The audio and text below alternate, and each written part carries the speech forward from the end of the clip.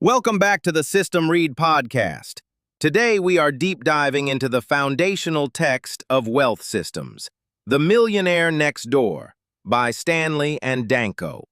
Sarah, I've been rereading this and it feels like a firmware upgrade for the brain. It's not a book about money, it's a manual on human behavior and the systems that actually produce financial independence. Here we go again. Marcus, I know you love your systems, and I'll give you this. The data in this book was revolutionary when it dropped in the late 90s. But let's be real. It's a time capsule. It was written in a world of 3% inflation, cheap housing, and zero social media. I'm skeptical. I think the millionaire next door today is an endangered species, squeezed by a cost of living crisis the authors couldn't have imagined. Endangered? On the contrary, the system is more relevant because of the chaos. The book's central premise, that wealth is what you accumulate, not what you spend, is a universal law. We see it in the data. 80 to 85% of millionaires are self-made. They didn't win the lottery, they built a system of quiet consistency while everyone else was busy looking the part. But Marcus, looking the part isn't just vanity anymore. It's a modern economic requirement. In 1996, you could be a wealthy blue-collar guy in a buckskin shirt and a 10-year-old Ford, and people respected your business. Today, if you're a consultant or a creator and you don't have the right artifacts, the MacBook Pro, the high-end office, the polished social media presence, you aren't even allowed in the room. Status has become a gatekeeper. That's a fair point about the status gate, but the book counters that exact psychology. They talk about the big hat, no cattle types. People who spend their income to look successful often end up financially fragile. They earn $200,000 a year, but have a net worth of less than $15,000 excluding home equity. They are on a treadmill. The system fails because they prioritize chattel over cattle. Big hat, no cattle. I love the Texas grit in that. But let's talk about that treadmill. In the book, they define prodigious accumulators of wealth, or PAWs, as people who have at least twice the wealth expected for their age and income. But Marcus, the expected wealth formula, age times income divided by 10, doesn't work anymore. If you're 30, earning $100,000, the book says you should be worth $300,000. In this housing market, with student loans? Good luck with that system. The formula is just a benchmark, Sarah. The behavior is the variable you can control. The real insight is the under-accumulator, or UAW. These are high-income earners who are asset poor because they maximize realized, taxable income to support hyperconsumption. They pay the highest taxes and have the lowest freedom. The Millionaire Next Door system is about minimizing realized income and maximizing unrealized gains. It's about owning the business, not just the paycheck. I agree that behavior matters, but you're ignoring the environment.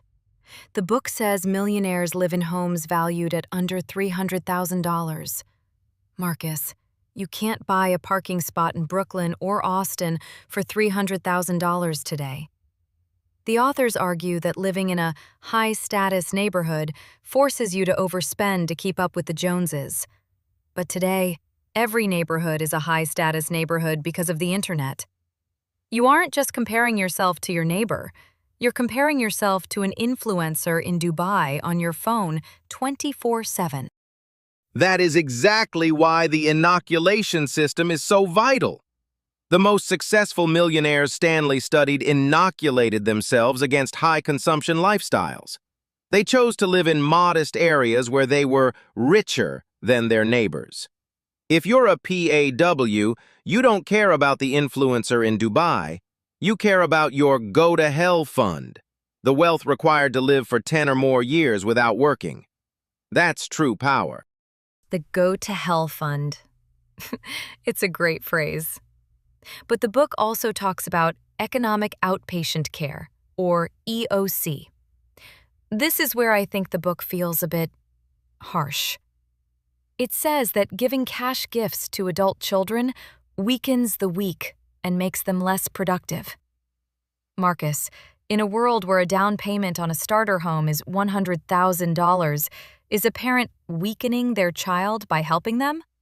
Or are they just being a life raft in a flood? The data is brutal on this, Sarah. The more dollars adult children receive, the fewer they accumulate. It's a system of dependency. When parents provide EOC, the children often maximize their consumption to match the gift, which puts them on a higher treadmill they can't sustain on their own. They end up asset poor despite the help. The best gift, according to the system, is an education and an environment that rewards achievement over symbols. I hear you. But it feels like the pull yourself up by your bootstraps narrative. Let's talk about the modern millionaire. Stanley says 2/3 of millionaires are self-employed entrepreneurs. He calls them dull normal businesses: welding contractors, pest controllers, mobile home park owners. Very glamorous. But today, the creator economy and AI are disrupting those niches. Is a welding contractor really the niche of the future? Dull normal is the secret sauce. These businesses are resistant to the shiny object syndrome. They have high returns on receipts and low competition from the beautiful people who want to be influencers. AI might change the workflow, but the system of targeting market opportunities where the affluent have needs, like estate services, tax law, or specialized medical care, is still a goldmine. The niche isn't the technology. The niche is the problem you solve for people with money. Okay, but what about the psychology of status? The book says millionaires drive American-made cars, buy suits at JCPenney, and wear Timex watches. I find it hard to believe that in a world of quiet luxury and stealth wealth, the truly affluent are still shopping at Sears. Isn't there a risk that by being too frugal, you miss out on the networking systems that actually build wealth? If I show up to a VC meeting in a 1996 Ford, am I a PAW or am I just out of the loop? Marcus. Stanley actually addresses that. He talks about a trust officer who wore a $5,000 watch and drove a luxury lease, but had a lower net worth than the blue-collar millionaire in the buckskin shirt. The system isn't about being a miser, it's about efficiency. PAWs spend more time planning their investments and less time shopping for artifacts. For every hour a UAW spends looking for a deal on a $70,000 Porsche, a PAW is studying the medical instrument industry or agricultural land. That inverse relationship between time spent on luxury and time spent on financial planning is a gut punch. I see it every day. People spend weeks researching the new iPhone, but don't know what's in their 401k. I'll give you that one, Marcus. The focus on time as a finite resource is one of the most practical parts of the book. Exactly. It's about the allocation of time, energy, and money. The UAW system is, I earn to spend. The PAW system is, I earn to invest. Even the way they handle credit cards is different. Millionaires are more likely to have a Sears card than a Neiman Marcus card. They use systems to control their environment rather than letting the environment control them. But Marcus, let's talk about the modern millionaire again. The book emphasizes first-generation wealth, but we are currently seeing the great wealth transfer. Trillions of dollars are moving from the boomers to the millennials. Doesn't this undermine the whole self-made system? If you're inheriting $2 million, does frugality even matter? It matters more! Stanley shows that fortunes built in one generation are often dissipated by the second or third. If the heirs don't have the firmware, the habits of discipline and planning, the wealth just flows through them into the pockets of the companies they buy from. They become medals winners in the Congressional Medal of Taxation and Consumption. Without the system, The money is just a temporary state of affairs. A temporary state of affairs.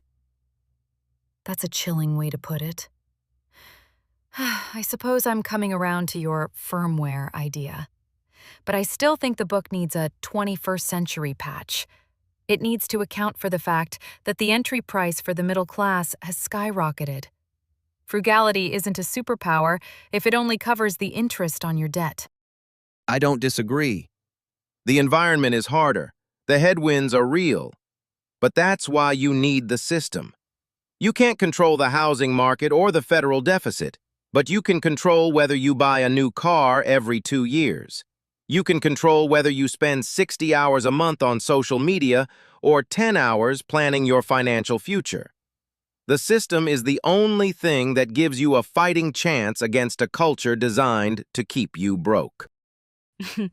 A culture designed to keep you broke. That's the most analytical thing you've said all day. Okay, Marcus, philosophical clash time.